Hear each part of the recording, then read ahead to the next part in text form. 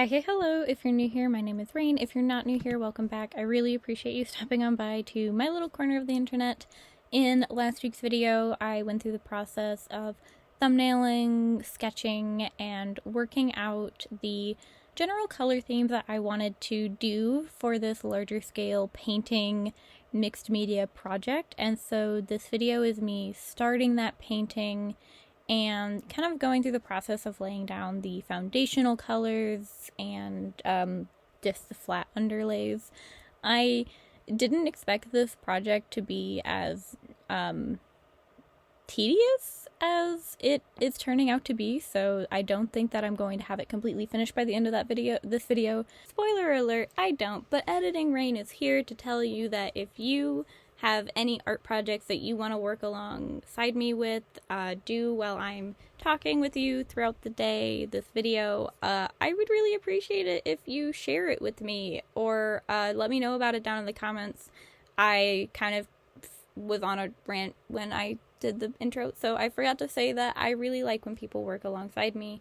If you want to share it, I would love to see it, and that creativity is a form of self-love, so if you get creative, I highly support it. So I will probably make another one in a couple of weeks when I actually showing you guys the complete finished, but for now this is just a painting process video. I am not going to be speeding anything up in this video, just kind of going through cutting out the parts that are a bit tedious, but going to be some real-time painting mixed media work for today. And so if you have the time to sit all the way through this video to the end to see where it is at the conclusion, I would really appreciate it, because I would love to know your guys' opinions on kind of refining it a little bit more, and kind of if you guys have any thoughts on the finalized rendering process, and what you'd like to see in the future video when I do finish this project. So if you have the time, I would really appreciate it.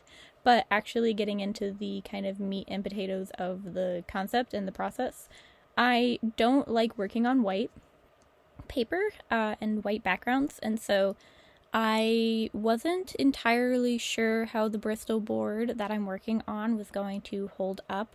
So I chose a kind of pre-done watercolor palette that I have. I'm a huge fan of these. I'm not really good at mixing colors, and so I do prefer these kind of small condensed palettes that have, like, you know, just like 10 to 12 colors in them that are kind of thematic and go well together. They work best for me, and generally once I have like a particularly solid tone to what I'm working with, or like theme, I can mix within that and get what I want. But like starting from the primaries, I'm absolutely useless, right? So with that, I took the kind of red of the color palette, which is a bit too red for me, added some blues and a hint of black to get it a little bit more dull. I didn't want a super vibrant color. I wanted something that kind of felt non-invasive, didn't have much of a much of a punch to it, you know? I wanted to have a moody kind of feel to it though, which is why it took me so long to think out the background in the first place. I was originally thinking maybe a deep kind of moody blue, I was thinking maybe a bit of a mauve, but ultimately I felt like a more kind of burgundy-ish wine, spilled wine kind of feeling evoked what I kind of wanted, enough that I didn't think it would stray me off course, and it wouldn't be too punchy. But considering this is in my kind of plant zombie series, I wanted something that still felt earthy, right? I'm not entirely sure how in-depth the background's going to be. I'm thinking it's going to be just a bit of a gradient, a touch of a color or two, maybe just lighter behind the character and darker at the edges, like a vignette, something like that, or maybe just going from bottom to top. I'm not entirely sure yet, but I wanted it to be something that was earthy, to give that kind of outdoor feeling, right? This is a deceased person who has now been possessed and taken over by plants, right? They are now a kind of sterile plant entity, and so outside, not really living in a civilized society or anything like that felt right. And I wanted to evoke kind of the backgrounds of Baroque portraiture, not necessarily like Baroque thematic paintings, but like the actual portraiture, right? Like faces, and still lifes of just one person, not necessarily things like Gentileschi's The Slaying of Holofernes, because while that is one of my favorite paintings, it's got a lot going on and there's a narrative there, and that's not quite where I wanted to go background-wise, I don't want a location that kind of plays into the narrative or the tale of the character. I just want the character to be telling the story for now.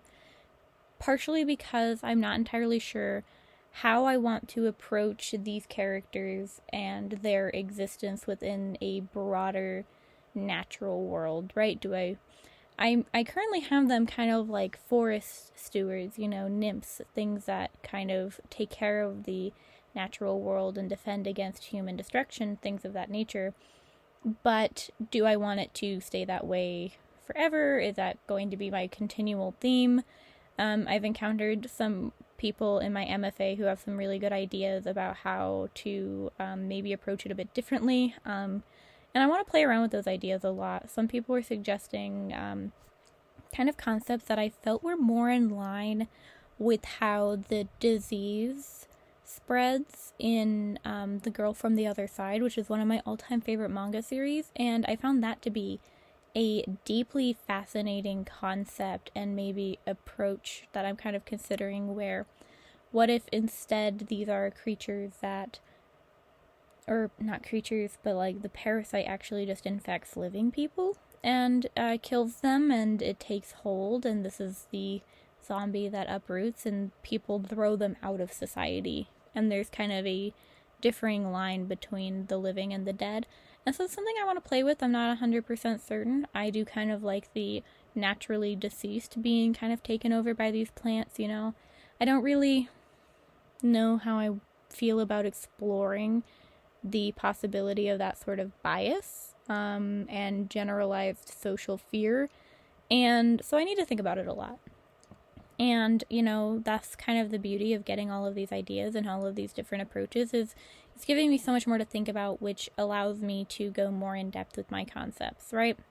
But the wine felt like a good kind of background color for now.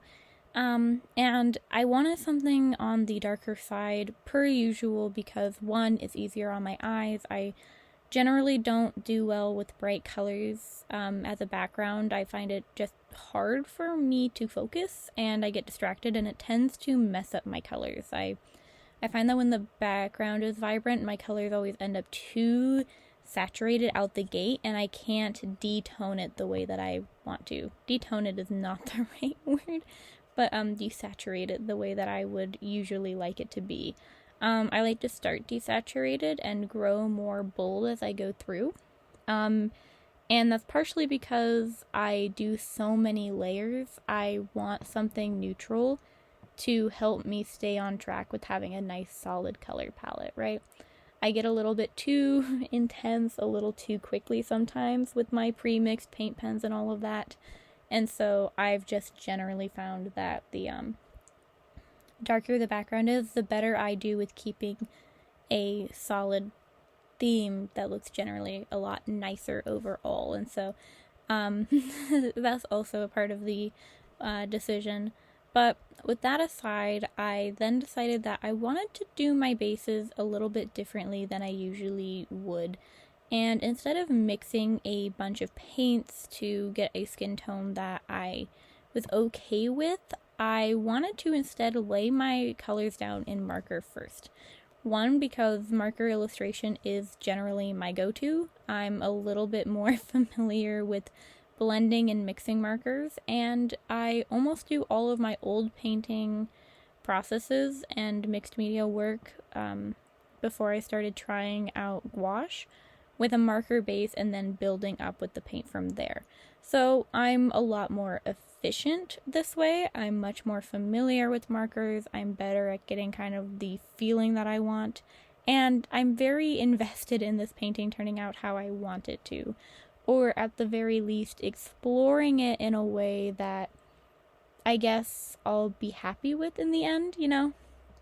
I don't really want to risk being dissatisfied or getting super frustrated and not wanting to finish or go through and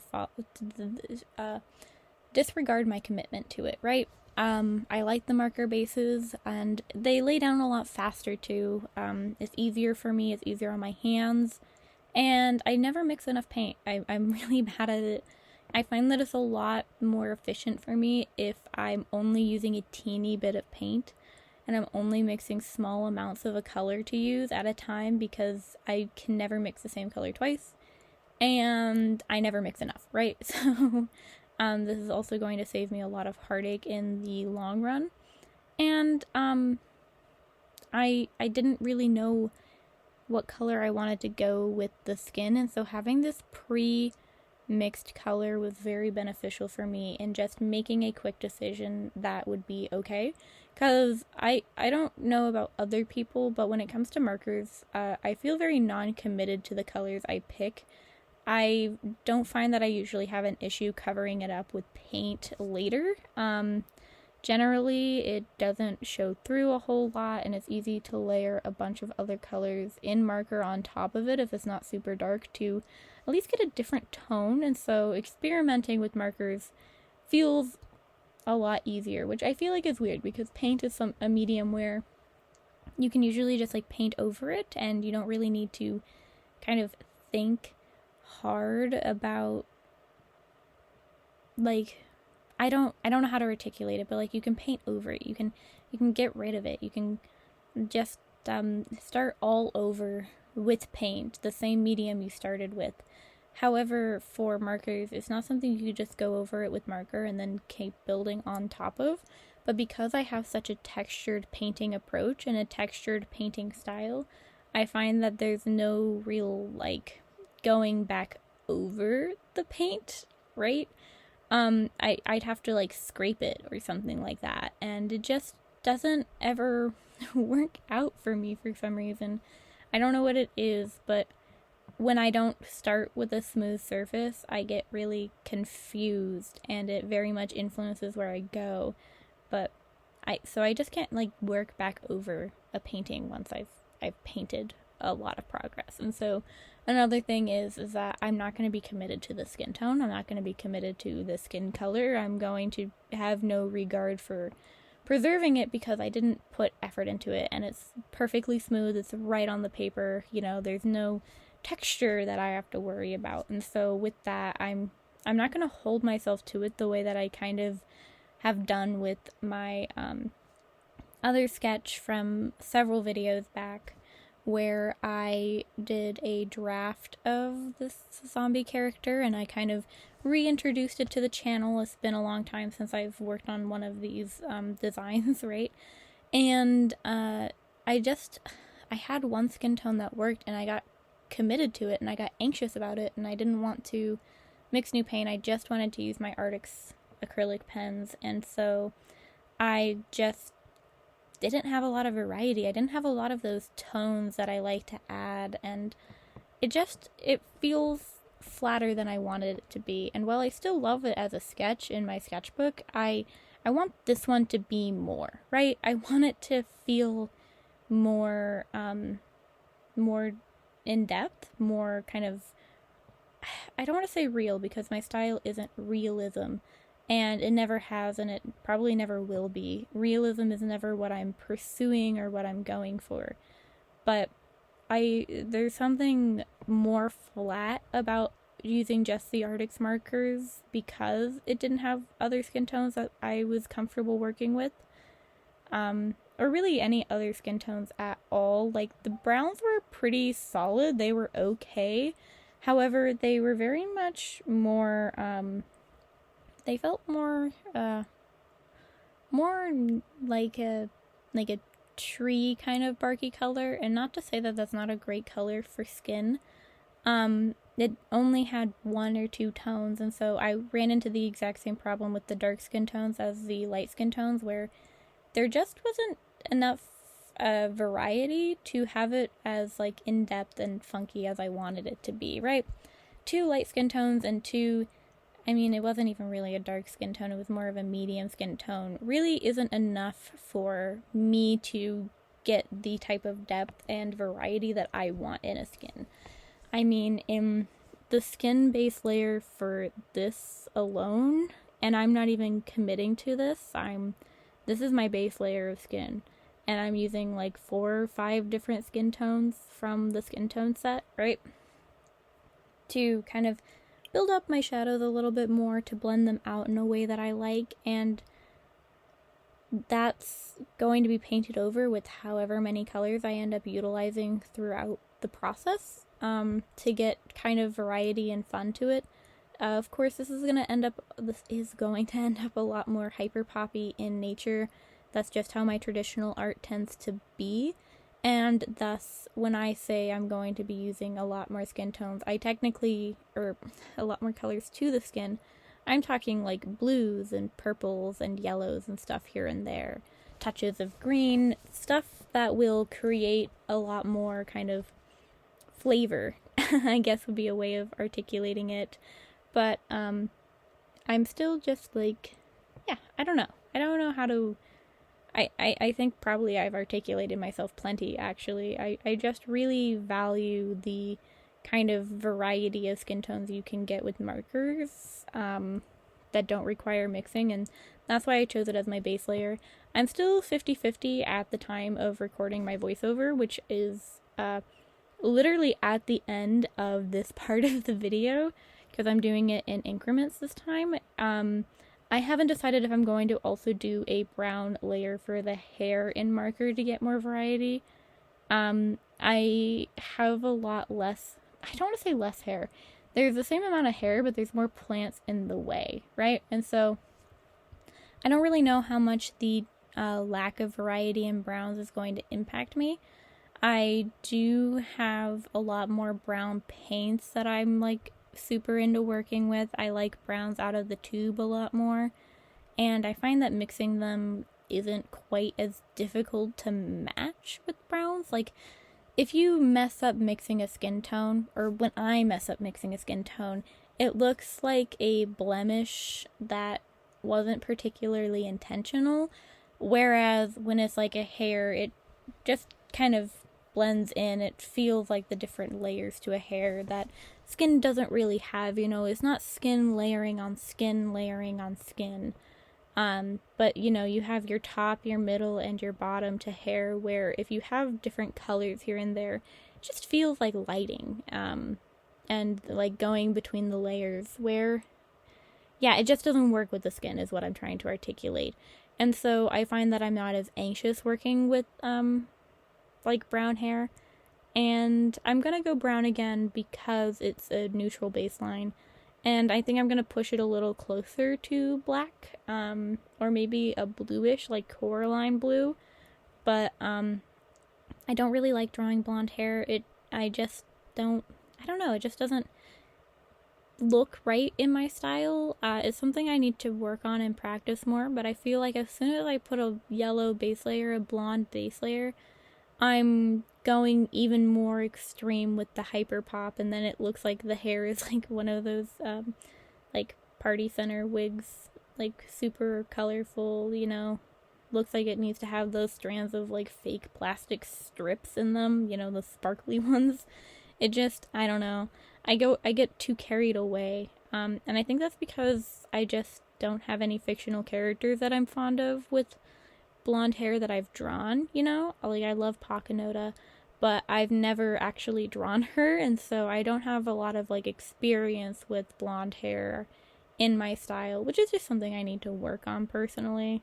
Gotta draw some blonde Howl, even though I prefer the black-haired version more just for the practice or something like that, but that's a complete aside. I want to go for darker hair also, like darker than like a darker brown, because it feels more not natural. Natural is not the right word, but it kind of will suit the theme of a plant person, you know? We associate brown with kind of neutral and natural things like trees and dirt a lot more than we do like a bright blonde hair or a black hair, and so it feels very thematically appropriate, and I just have been liking the way it looks, right?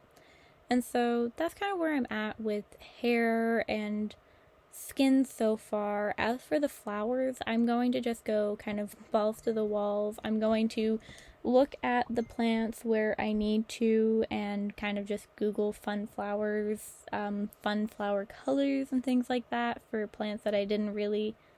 I got a reference for most of them, but some of them I didn't. I just kind of put them there. I liked the way they looked. I knew the shape I wanted them to kind of achieve, and so what I'm going to do for those is I will find basically the most similar real-life plant and look at colors of them to work it out.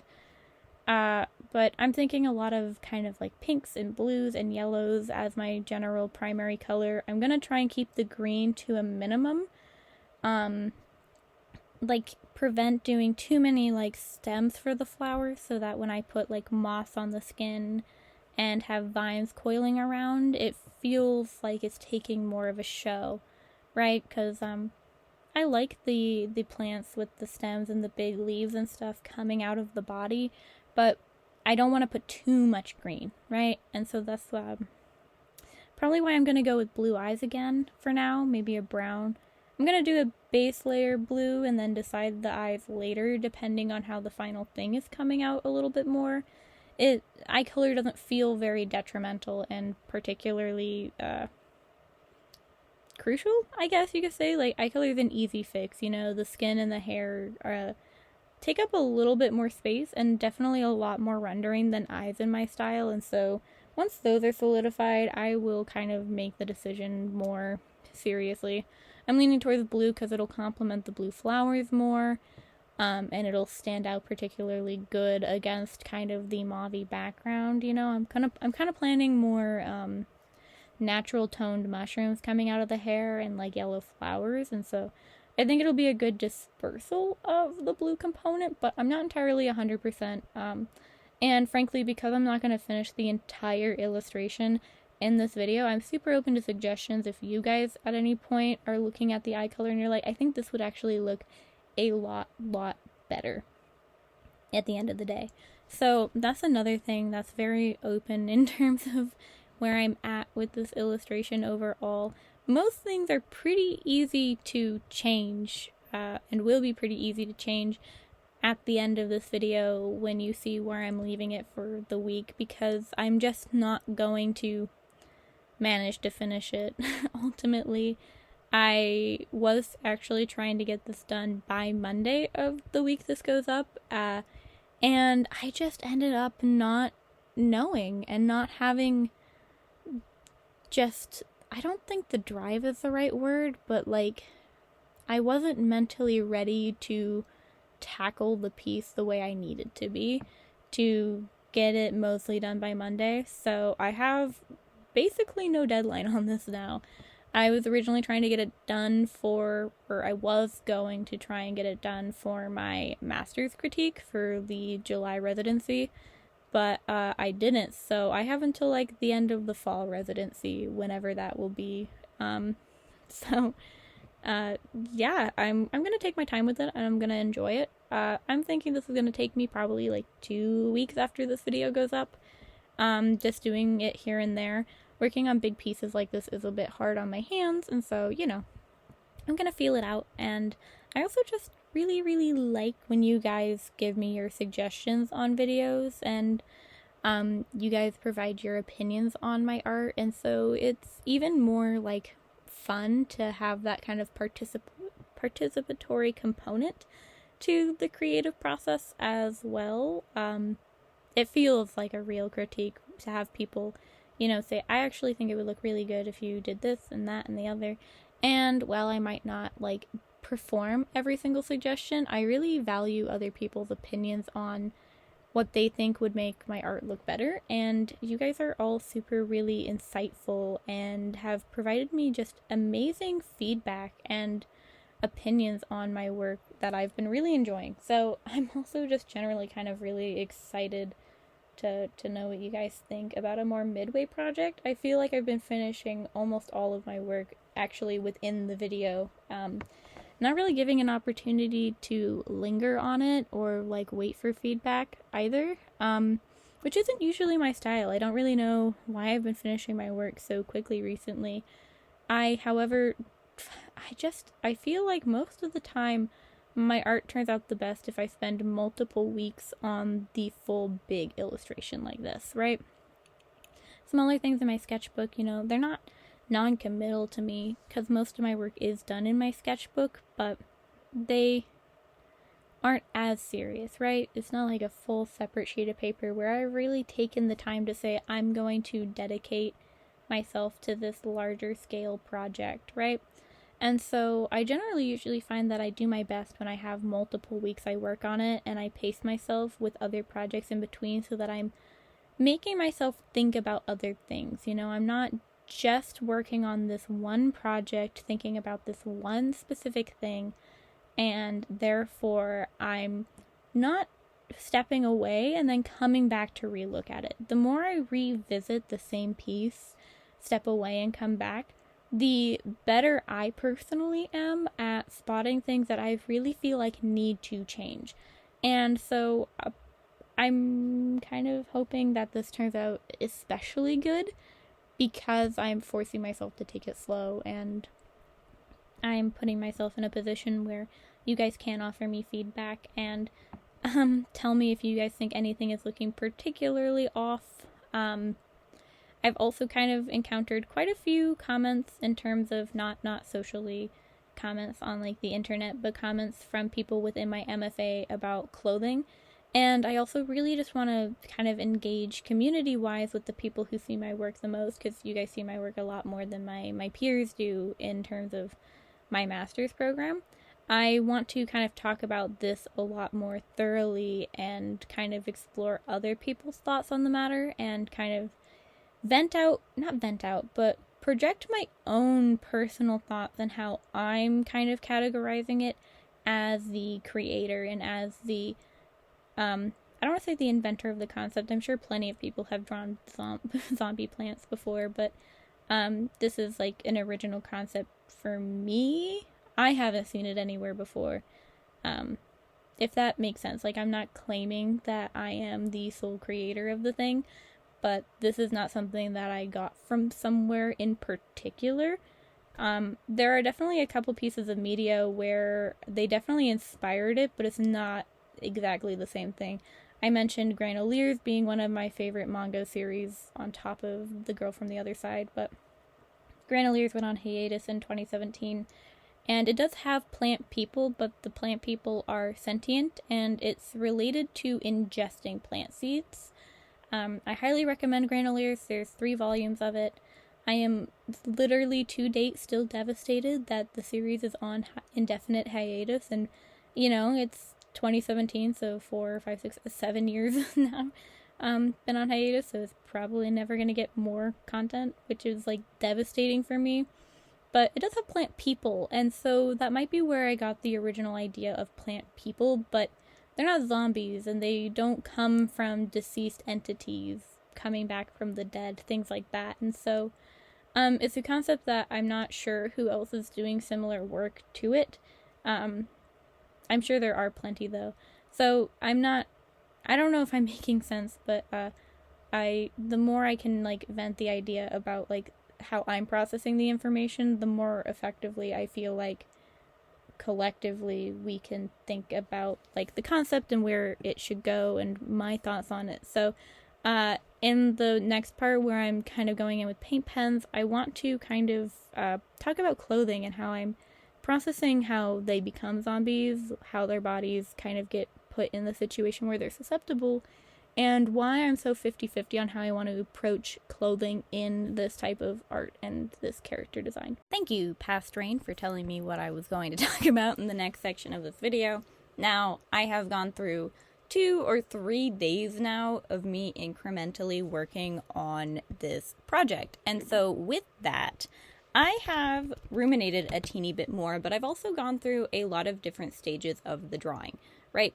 And so when it comes to the concept of clothing, I am still in the air about it. However, I did decide to implement clothing and keeping the top in this particular piece, just so that I am documenting this process, and so I can kind of look back on it and allow myself to ruminate as I make more of my zombie characters. I can go through the process of saying, I liked this one more, I don't like this one as much, here's how I want to approach it. However, in terms of how I have been conceptualizing the creation and the becoming of one of these zombies, I have been generally assuming the worst of the worst fates for these characters, right? They become zombies by experiencing absolutely horrific and just the worst fates possible, generally in forested and isolated areas, right? I kind of assumed and approached the concept from, I want these to be forest stewards, I want them to be nymph-like and be protectors of the forest, and thus I don't think that general society would know about them, right? I don't think that the general mass public would be aware that these exist and allow them to exist, and I don't really want to approach this as a concept where there would be a societal uproar or anxiety about this being a potential fate for people, right?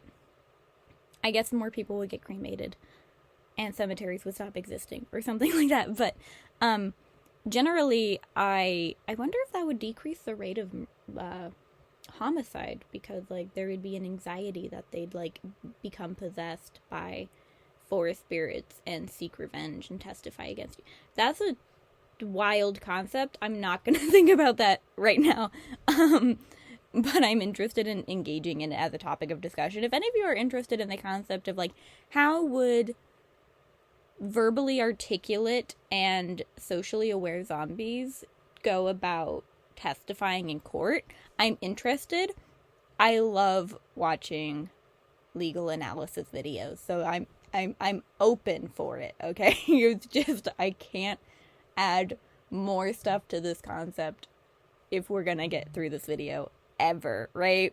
So with that, I was thinking, okay, these are people whom are lost to the world in the worst ways possible.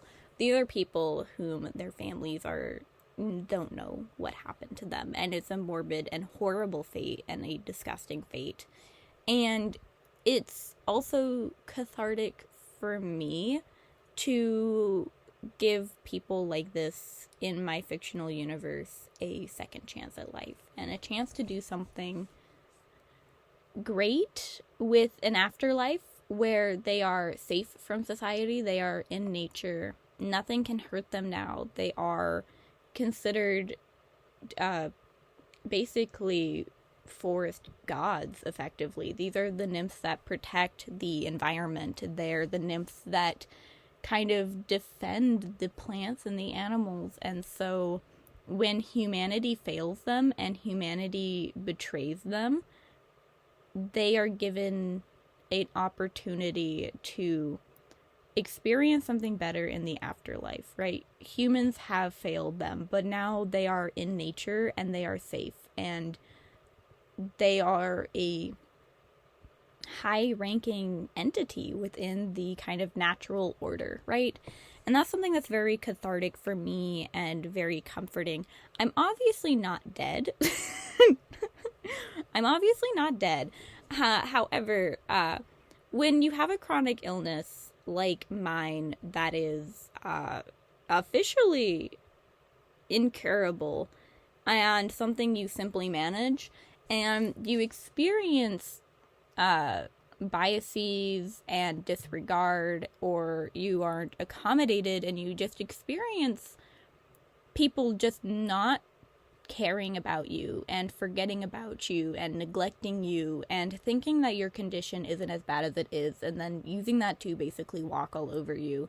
There is a catharsis to the idea that there is an afterlife that is better. While I don't believe in an afterlife, I don't believe in a alternate end for me where I get to have this catharsis and this better life when I pass. It is something that is a cathartic thing to think about and conceptualize about. And I think a big part of why I don't believe in an afterlife is because I almost don't want to get my hopes up that there is an afterlife where there is complete equity. And there is no kind of social suffering and hierarchy and biasy, right? But also, I guess I just don't have it in me to care. But that's kind of an aside. There is a catharsis to this concept, right? That no matter what you experience whilst you're alive, you will have a better chance at acceptance and being treated as the human you are once you have passed, and you are no longer kind of subjected to the whims and the morals of other humans, right?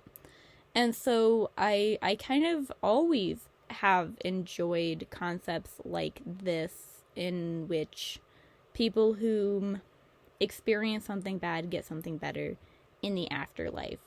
When you have media like Black Butler, where the Grim Reapers and how they come to be is they have committed a sin against God, and now they are subjected to suffering, and they are basically made to repent for their sins by having immortality now, and they are to repent for their sins by reaping souls without any or much reprieve ever. You have this monotonous, overloading task of witnessing death over and over and over again, and seeing people's lived experiences whilst you reap their souls is something that I feel like it's nothing of comfort, and I don't want to make the characters that have suffered the worst continue to suffer more. While it is narratively good, I suppose, to continue to have pain in a character's life that makes them something worth empathy, I also like the idea that we can now conceptually reclaim this idea that there is a light at the end of the tunnel, and that's something I like all of my characters to have. Vivian lost his wife to time, and he became immortal trying to cure her. Trying to spend more time with her, he has inadvertently gave himself immortality without her. And part of Vivian's story and his plot line is him learning to love again after hundreds of years of socially isolating and not allowing himself to create and establish bonds and relationships and have feelings towards other people at all, because he has found more immortal entities who won't leave him this time, and he learns to be social again and to experience a life after his wife has left him to the sands of time, right? And that's something that I find cathartic. Once you have lost somebody, it is so hard to accept and to love again. And with that, Vivian now having the security that they're not going to die on him, and he will be able to have these people in his life throughout his immortality, that's something that I value for his character development and his kind of good and closest thing to a happy ending with how things worked out, right? Is something that I want my characters to have some sort of positive component to their existence and something to look forward to. And thus, I don't know how much I ever want this zombie thing to really be a punishment as much. I want their existence now to be something cathartic, where they have the ability to combat and emotionally process a better life now. Or at least a life that is relatively happy and content and satisfying after something tragic and something they were incapable of avoiding or preventing, which would be their horrible fate, right? However that came to be in the middle of the woods, right? And I'm sure we can all get creative and think of horrible, horrible things that can happen in the woods that result in you becoming a semi-sentient plant zombie entity. So I will not get graphic, partially because I know the age range of my videos is generally like 18 to 24, but I didn't put any content warnings at the beginning of this video, so we are going to not be graphic, right? And so with that, you know, that's kind of where I want it to go, right? And there were some really interesting feedback and kind of counter arguments to this, counter arguments, criticisms, suggestions, whatever it may be, where some people, both in my MFA program and here on YouTube, were saying, but wouldn't it make sense for them to have clothes? And wouldn't it make sense for them to have attire, right? You don't die fully nude all the time, right? And that's true, and that's why I've had so much interesting thoughts about the process, right? But I think generally, as you become basically a parasite, you become one with the parasite within you, the bacteria, you eventually do start to kind of erode through the clothing that you are wearing, right? You're not exactly changing your clothes when you live in the forest, right? And when you think about kind of the idea of cultures that live in more kind of tropical areas, less clothing is better. Not altogether less clothing is better, but they generally wear very loose, flowy clothing. Areas that get a lot of heat and a lot of sun, right? You're kind of protecting yourself from sun damage, but this isn't a character that can experience sun damage really anymore. They are now a plant to an extent, right? They are the host of these plants, these parasites, these bacteria that are existing within them. And so sun is generally a valuable thing because that is how you photosynthesize, right? That is how this character, they will go through the process of providing more food and nutrients for the plants within them. I don't really think of this character having a desire for a digestive process because they now no longer need to perform bodily functions. It is the plants within them that are keeping them alive, right? These plants are growing from inside out for the most part. That's why I very much like the eyeless motif that I've been using to resemble that these are coming from the inside out without having to put in particularly graphic exit points. Think of the skin like a soil. It's kind of nasty, but like think of the skin like a soil where the plant is going to kind of just pop through it at this point. You know, they are not running blood necessarily. Their brain is being kind of functioned through some photosynthetic process. The nutrients are going there. And everything like that. It's a large-scale photosynthetic organism, right? Like a tree. Like a tree, I guess you could say. I don't think of this character eating, right? Or having those kind of bodily functions. I like to think of these characters as being kind of sterile and desireless in those kind of capacities. They don't need to maintain things like their own personal human reproductive function or keep their heart beating and things like that, keep blood pumping, because the plants are always going to keep them alive and provide them with what they need for their basic survival. And so that's something that makes it so I don't really know how much they desire food.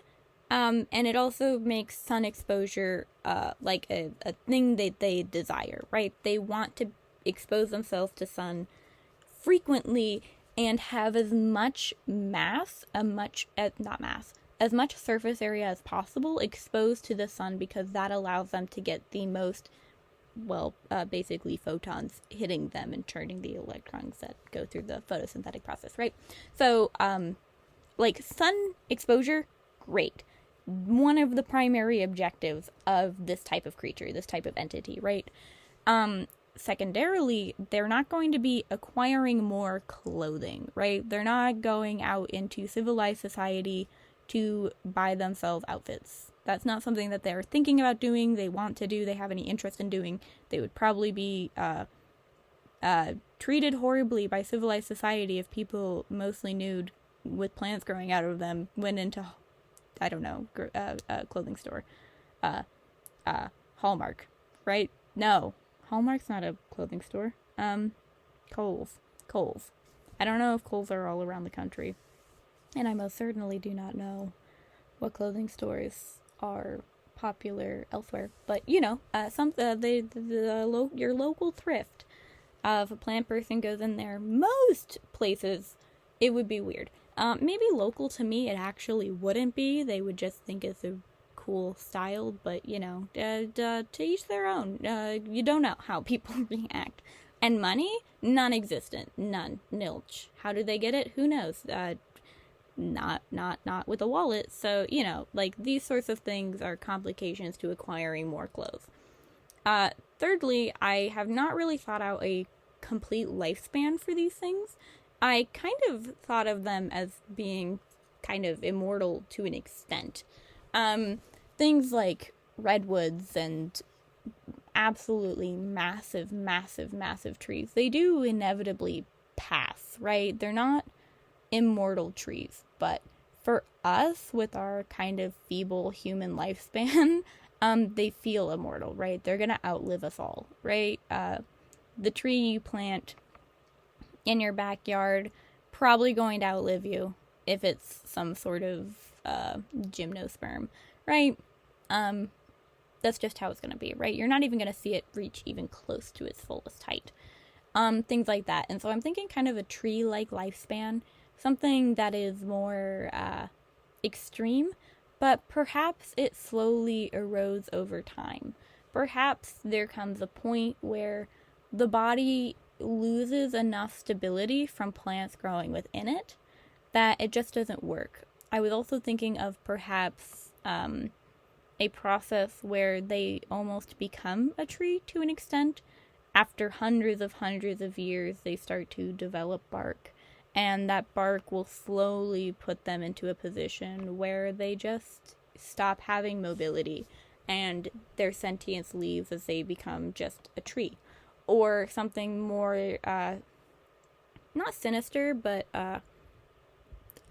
thematic. I don't know how to articulate it, but I've always liked the idea that, like those cement statues of angels and stuff in cemeteries were at some point an entity that has now kind of become cement, kind of hit a point where it no longer is a sentient living entity. It is the final moments of something's lifespan. And so I also wouldn't be opposed to kind of a process where these creatures just kind of get preserved in some capacity. They lose their sentience and they die peacefully. They serve their time. They do their stewardship and all of that. And they do get to rest peacefully when they're ready and they've lived their fulfilling kind of second chance at life. Because immortality is morbid and depressing, and I don't like it, and I don't think that it is the absolute best fate. And so, because these are people and entities that, people turned entities that didn't consent to this way of life, and it is not a consequence of their own that they are in this position, I also want to grant them a reprieve one day. Right? I want them to be able to rest in peace and kind of reconnect with their humanity if they so desire. Or whatever happens in this universe's afterlife for plants, plant stewards, nymphs, whatever. I think that is also kind of beneficial, and I also don't believe that anything that is living truly 100% lasts forever, right? Even the biggest trees eventually pass on. And I kind of have that sentiment with my immortal OCs. I do believe that they will come to a point where they pass naturally. Immortality isn't actually immortality. It isn't an eternal life. Rather, instead, it is a extreme, arduous, and punishing extension of life, right?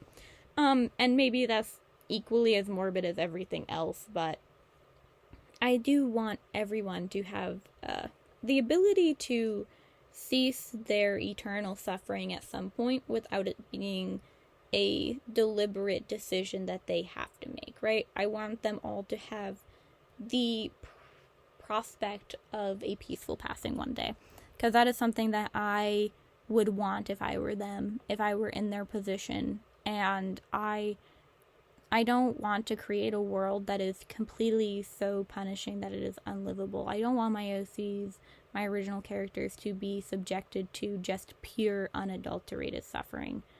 And to have no hope of being able to rest one day, right? And maybe that's me. You know, some people fear the afterlife and fear death, whatever they believe the afterlife or death will bring to them, right? I don't. I feel completely indifferent to it. It's not something I believe in fearing. The only thing about death that is completely not for me is the passing of animals, you know? The only thing I fear is the passing of my pets, but I don't fear the passing of myself. And I try not to fear the passing of other humans. You know, there are people I definitely don't want to die before me, but I don't believe it's something that I should live in complete fear of, if that makes sense. And I understand that that is definitely not something that everyone else can do and can manage. And so, you know, maybe it's a 50-50. I don't know. It's a very interesting kind of personal opinion that you can acquire. Like, there is no right or wrong answer. Is immortality a good, bad, pleasant, negative, horrible thing? You know, like it is up to the individual to decide if they fear death so much that they wish to live forever, and if they will never hit a point of wanting to rest. You know, and I guess this is kind of almost getting completely off track, but it is something interesting and something that I've thought of a lot in regards to these characters. You know, Vivian's been immortal the entire time. I had his backstory to an extent planned the entire time. I knew I wanted him to be a couple hundred years old at least at the current point in existence, you know, the 2024, to put, you know, a year on it right now. He would be a couple hundred years old, right? I want him to be from the probably really, really, really late 1700s, like 1790s, or the very early 1800s, before 1810, something like that, you know? And so I wanted him to be immortal, but I also don't want him to be completely and eternally subjected to suffering. And with that, I thought a lot about the balance that I want. But equally so, other people might completely fundamentally disagree and believe that living forever and ever might be the absolute most desirable result and, like, point to exist at. And I'm interested in your guys' thoughts and opinions on it, because frankly it is something that I've never really had a different philosophy on, right? I've never actively feared death, you know? I experienced loss young, and I never actually feared the death that occurred, right? The passing that occurred. Rather, I just grieved. But it was not something I innately was scared of, right? So I'm very interested in other people's thoughts on the matter. And I am curious if it changes depending on if you have or haven't experienced loss, and if it is related to when you experience loss. But that's kind of an aside, and a very long-winded way of explaining why I'm conflicted about clothing. But so I decided that this is a character that is, did die with clothing on, and it is starting to kind of degrade. So, not completely on camera. I think I did some of the rendering off camera. I put some, like, holes and tears in the attire, right? And, you know, it's getting holes. It's not really fully intact anymore. And one of the last steps I'm planning of doing with this piece is to add fraying to the very hem of the shirts in like line art. You know, I'm choosing a very dark shirt, and I'm gonna be putting some fraying along the entire edge, so it probably like actually just tore off. And I have a pretty like flowy, loose way of drawing clothing, and I don't really actually think through how would this completely sit on the body. Do I keep it realistic enough? Yes, but I already had that kind of innate curve to it where it goes up in the center and then it falls back down around the rib cage, the sides of the rib cage, I mean. And so I'll just treat that line that was originally stylistic as more of just an uneven tear, and I will kind of work that in throughout the process of finalizing the rendering, which is, I do color the shirt in a teeny bit. I don't believe I actually recorded it, but I did color it in with a black, right? And that is so that I can start working around it and laying moss and plants over it and having that overlap, you know. I think one of the hardest parts about this type of character design is, frankly, the process of overlapping everything. And I got to a point where I was like rendering little bits of it, like the hair, I started to render it, and then I realized I haven't drawn all the stuff around the hair, right? So I haven't actually gone through the process of creating the overlap. I can't actually add shading until all of the flat colors are in, because I haven't completely committed to every flower, mushroom, leaf that is coming out of this now. You know, I have to go through the process of laying down those flat colors before I can actually start a complete rendering of any particular point of the body. And that's something that kind of became really tedious and not pleasant later in the process of working on this piece, right? Because I want to work on rendering maybe the face, for example, and I want to start really committing to getting little bits and pieces done, but I have that whole blank section of the stomach where I'm planning to put flowers, and I need to think about how I want them to overlap, how we want them to come into frame. Do I want plants overlapping other plants in this area, right? And there are plants that I haven't even like put in because that's part of the rendering component. Like I have to do the entire background layer of those two pink flowers on her right shoulder. Yes, her right shoulder. Before I can put plants over them to show kind of the way that they're overlapping, right? Because nothing is going to grow perfectly so nothing overlaps ever, right? Like plants are going to be tangling with other plants.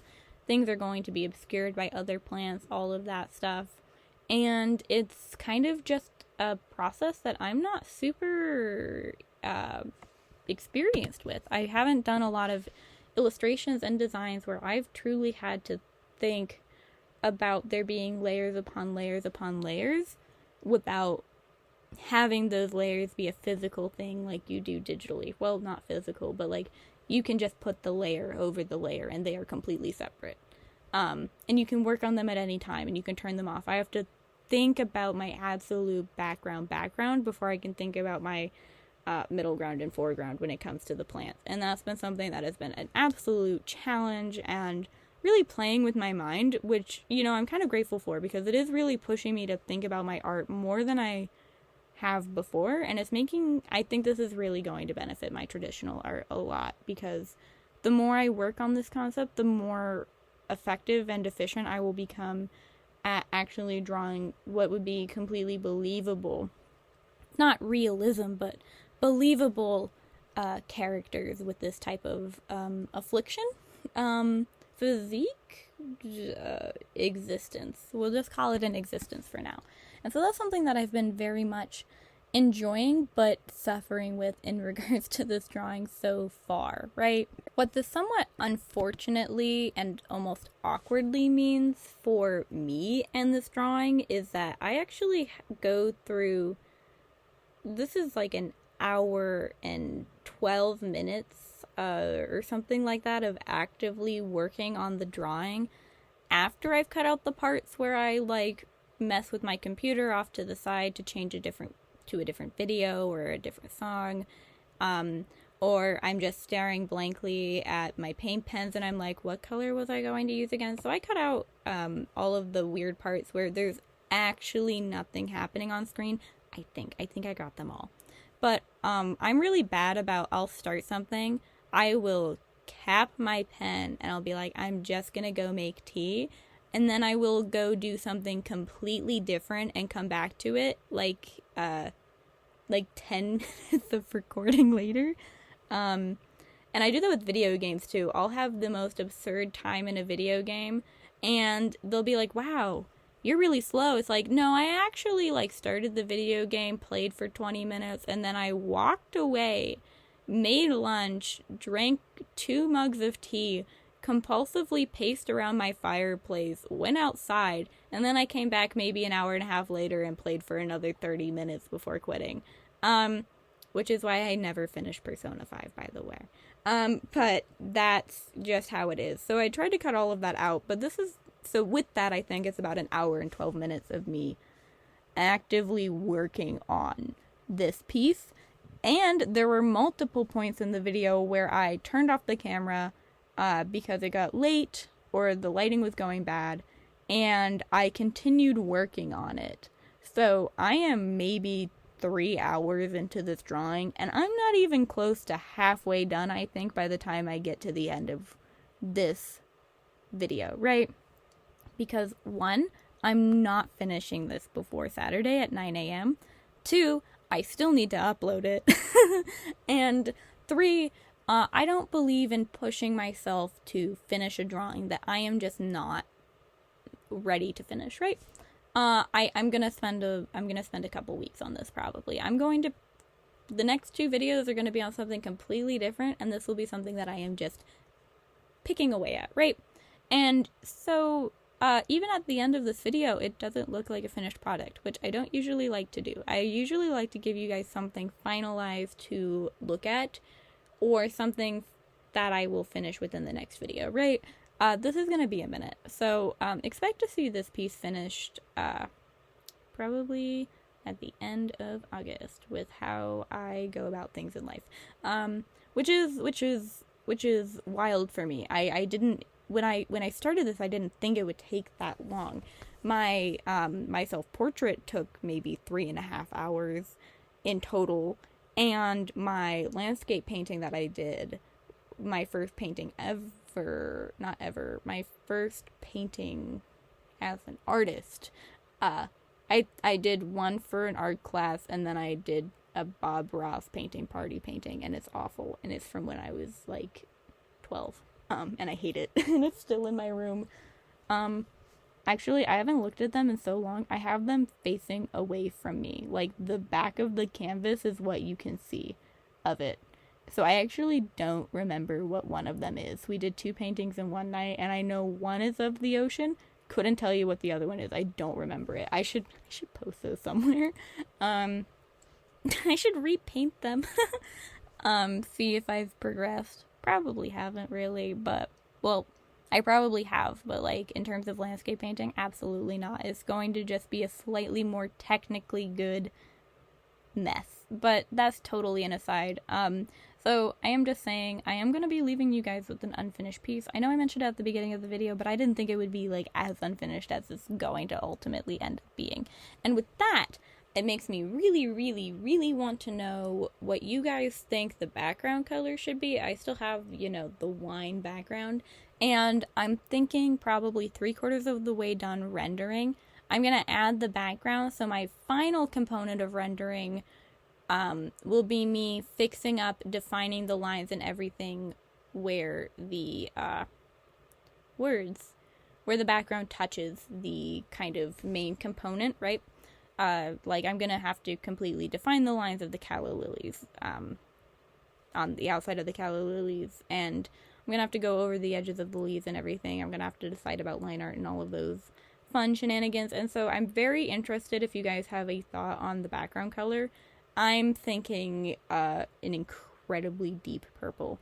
And I'll put up a picture right around here-ish of the thumbnail that I'm generally kind of vibing with from last week's video. on where I want to go with this. But also I want to put those, I can't think of their name right now, but I will also put a picture of them on screen right here. But they are those white fungi things that look like almost like layered pine needle thistles. Like, they come up. I don't know how to explain them, but I love them, and they're a parasitic mushroom. And I think they might have a non-parasitic, very similar looking version. I'll put a picture on screen. But I absolutely love them. And I want to put those coming out of the hair, but I need the background first because they're white and they're going to be hard to go around and render around. And frankly, I think it'll just be easier to paint the white over the background. I know I'm showing with the calla lilies that it takes like 3 or 4 layers to get a decent white, but it's better than like doing it and then completely messing it up and having to define just the outline of the white area. So yeah, that's just something that I'm kind of combating. The white of these Arrtx markers is actually really, really good. I'm gonna be honest, I think that this is one of the best whites that I've ever worked with in terms of like trying to get it to show up and layer over things. It's one of the best whites I've ever worked with, for sure. I'm still going to go through with my Signo white gel pen, but my Signo white gel pen definitely does not perform as good as this Arrtx pen. It just doesn't have, I'm shaky, so it doesn't have a fine enough tip for me to get like some of the details that I really want per usual. But that's a me problem, not a pen problem. Like, it's not the Arrtx pen's fault that I'm shaky and spasmy and bad at being sitting still, right? So that's just kind of how that's gonna work out. But I'm kind of getting to the point where I'm starting to actually fall in love with the piece. It was definitely a slog for the entire beginning component of this video. I mean, I think I worked on this video over 4 days. I think Monday, yeah, today's Friday, so 4 days, because I'm finishing the voiceover and I haven't done any art today, right? So 4 days I worked on this incrementally, not including the basic sketch, which is, I don't really even consider a part of my art process, because when it comes to painting, because most of the time my basic sketch gets completely forgotten and I wing it, right? I actually couldn't see my sketch for the majority of this video. It was so hard to see with the underpainting color I chose, because, so I chose a wine red background, obviously, but I sketched in green. And they were a similar enough value of each that it became really hard for me to see the green half the time. Like, the red and the green were kind of like canceling each other out, and it was really hard to see the defined lines, to be honest. And so there were points where I actually couldn't remember where I placed things, and I had to pull up pictures of the sketch to try and get an idea of what I was going for. Like, the shape of the blue, it's kind of inspired by a dahlia, but I kind of wanted to just do a flower that I really liked the design of. So it's not a real flower, but it's like it's kind of like a blue dahlia. Like, that's kind of the vibe that should be giving you when it's rendered. Work meeting notifications. But yeah, so I kind of forgot where exactly that was in the mess of the stomach. So frankly, I had to literally look at my own sketch to figure it out, which was almost embarrassing to myself. Like, I was like, wow, how can I forget my own idea this easily? But it just happened that way, and it was kind of awkward, but you know, it's fine. That's how it is. So I think what happens is that I do not actually share a big chunk of the process, because it was dark and I was in work meetings and things like that while working on it. And so you will see some, I think they ended up looking a little bit more like, not exactly lavender, but yeah, not also a hyacinth, but it's not, yeah. I end up adding these plants that are like if a hyacinth, a lavender, and a wisteria plant had a baby. Because I wanted wisteria like flowers, but I didn't make them droop, so they're like hyacinth in shape. But impressionistically, I think they look a little more like a wisteria than a hyacinth. But I'm hoping to go in and define it better with like dark pens throughout the process, right? Like it's kind of the big brush pen that they look not right yet. But then I put a black shirt down, and I kind of really almost want a blacky purple background, so those almost blend together and they kind of like don't exist, right? And that makes the plants like really the primary thing that you're looking at. And I start layering down some of the leaves that are coming out from the thigh region, and so with that they're popping up into frame. They're meant to kind of align with flowers that would be coming out of the legs. Some of them kind of look like the flowers coming into frame. And I'm going to start adding in a lot more of the moss. So you're going to see a very drastic change to my little outro span of the piece. And that's just because this video would have been another like 45 minutes long. And then secondly, because I just wasn't recording at the time because I was working and the lights weren't great. Because my ring light is gone. It's dead. The cord snapped. Like literally snapped where the USB plugs in. So I don't have a ring light anymore. So I can only draw during the day and record it. So there's that.